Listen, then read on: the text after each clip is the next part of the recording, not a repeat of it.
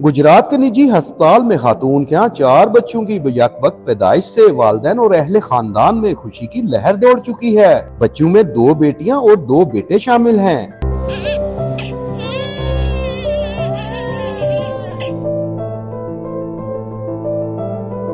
शादी के 15 माह बाद नासिर शाह के घर बयक वक्त 4 बच्चों की पैदाइश हुई, जबकि डॉक्टर्स के मुताबिक जच्चा और बच्चा तंदुरुस्त और सेहतमंद है। 4 बच्चों की बयक वक्त पैदाइश खारियां के प्राइवेट अस्पताल में हुई है। बच्चों के वालिदैन और रिश्तेदार खुशी से निहाल हैं और मिठाइयां बांटते हुए नजर आ रहे हैं।